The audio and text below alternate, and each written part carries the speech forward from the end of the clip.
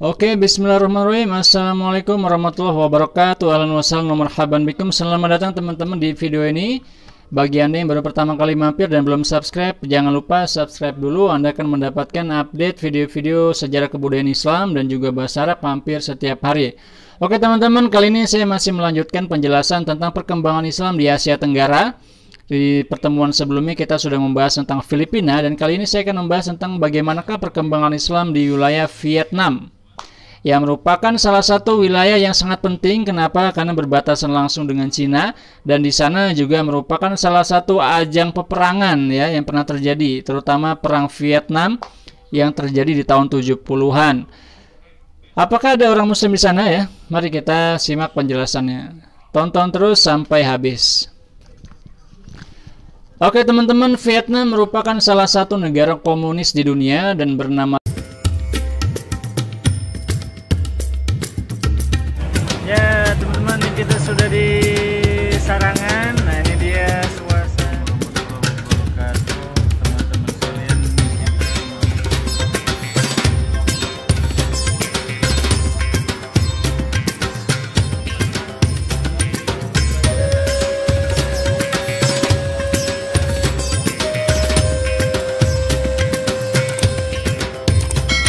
resmi Republik Sosialis Vietnam, jadi komunis ya.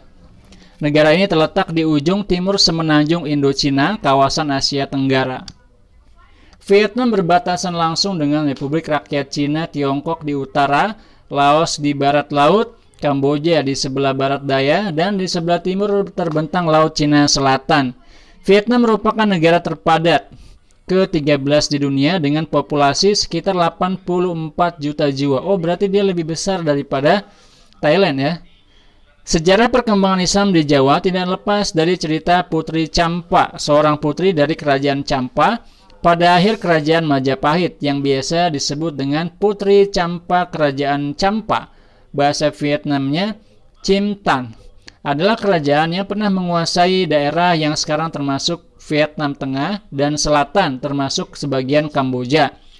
Diperkirakan antara abad ke-7 sampai 1832 Masehi.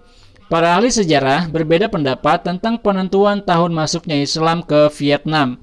Namun mereka sepakat bahwa Islam telah sampai ke tempat ini pada abad ke-10 dan 11 Masehi melalui India, Persia, dan pedagang Arab, dan penyebar antara lain ke masyarakat Cham.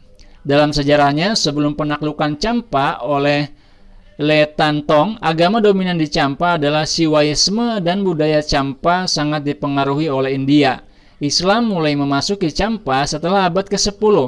Namun baru setelah invasi 1471, pengaruh Islam ini menjadi semakin cepat.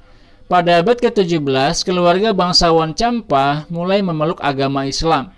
Orang-orang Cham, sebutan untuk orang-orang kerajaan Champa, berorientasi kepada Islam. Perkembangan Islam di negara komunis Vietnam saat ini, sebagaimana dilansir kantor berita AFP pada tahun 2010 lalu, merilis data jumlah penduduk muslim di daerah tersebut sekitar 1.300 jiwa. Namun menurut religiouspopulation.com, umat Islam di ibu kota Ho Chi Minh mencapai 5.000 orang. Rumah makan yang menawarkan makanan halal dan masjid-masjid serta madrasah juga banyak ditemukan.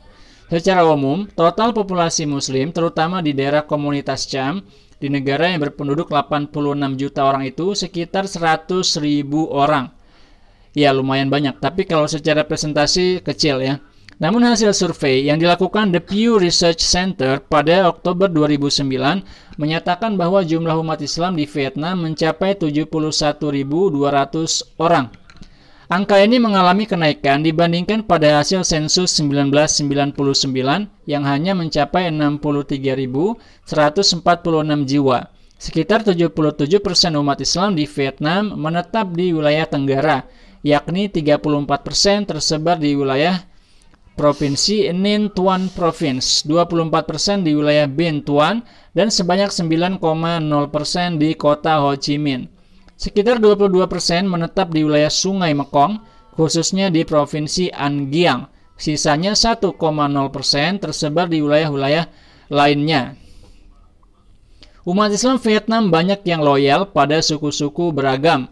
dan dapat kita bagi menjadi 3 kelompok. Kelompok pertama Muslim Cham yang merupakan kelompok mayoritas. Kedua adalah umat Islam yang berasal dari suku-suku yang beragam. Mereka adalah pedagang Muslim yang datang dari negeri-negeri yang beragam. Kemudian mereka menikah dari anak-anak negeri tersebut, seperti Arab, India, Indonesia, Malaysia, dan Pakistan. Dan jumlah mereka merupakan kelompok terbesar dari jumlah umat Islam secara keseluruhan. Kelompok ketiga, Muslim dari warga Vietnam asli, dan mereka adalah warga Vietnam yang masuk setelah berinteraksi dengan para pedagang Muslim dan komunikasi secara baik, seperti kampung Tan Bu pada bagian kota Tan An, baik dengan masuknya warga Islam atau mereka masuk Islam melalui pernikahan. Berdasarkan data dari pemerintah, Islam adalah agama dengan pemeluk terkecil dari 6 agama yang berkembang di Vietnam. Kegiatan keagamaan masih di bawah kontrol pemerintah Vietnam yang beraliran komunis.